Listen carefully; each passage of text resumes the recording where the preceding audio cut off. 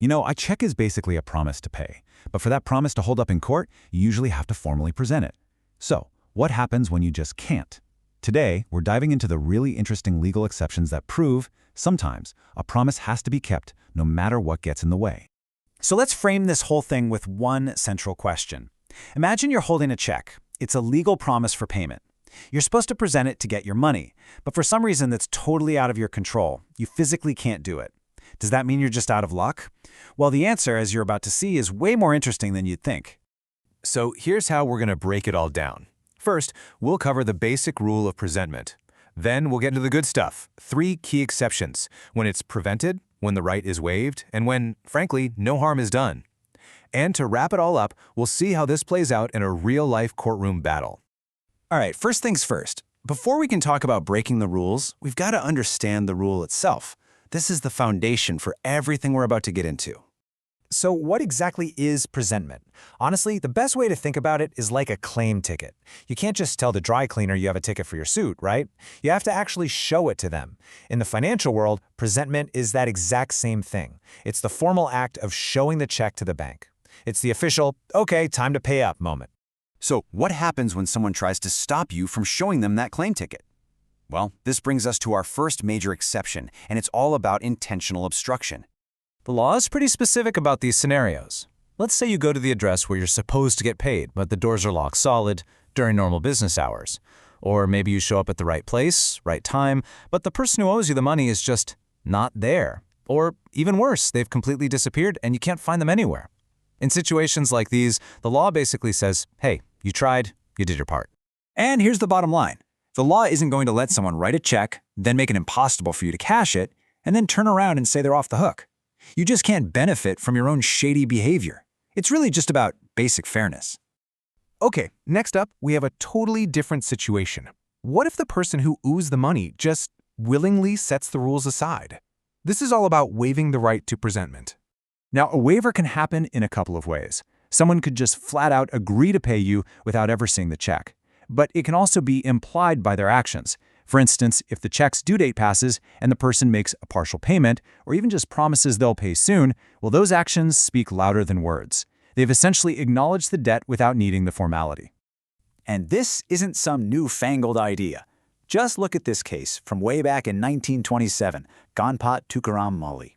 The court found that if a document doesn't even say where the payment is supposed to be made, the whole requirement of presentment can be seen as waived. It just goes to show you, the law often cares more about the substance of a deal than the rigid procedural steps.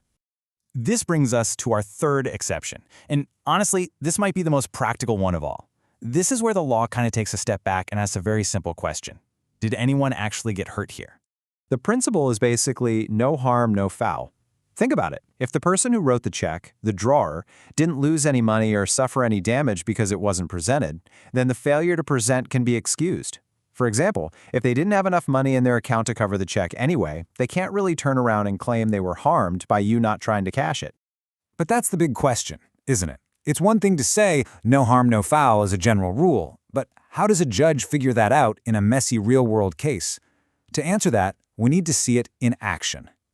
So let's get into a fantastic case from 1980 that ties all of these ideas together perfectly.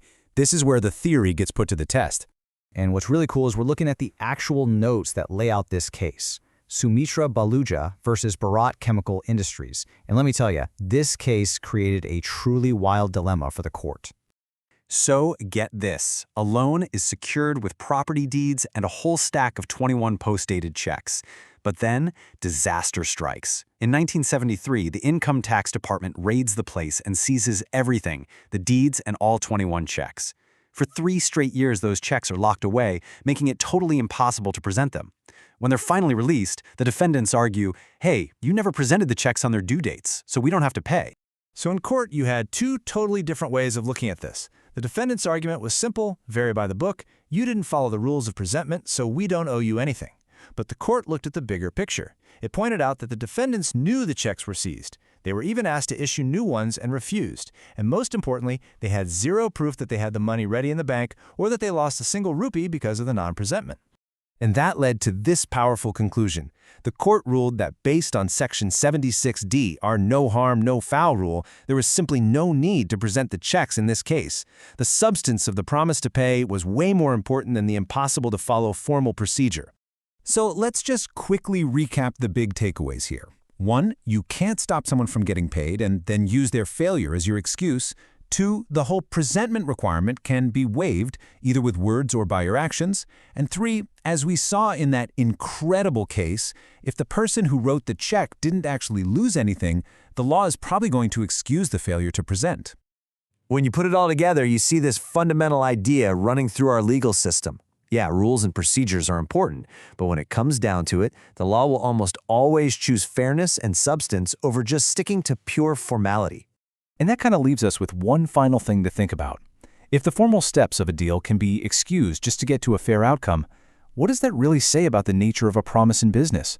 Is it more about checking the boxes and following the rules, or is it about actually honoring the intent behind the promise itself?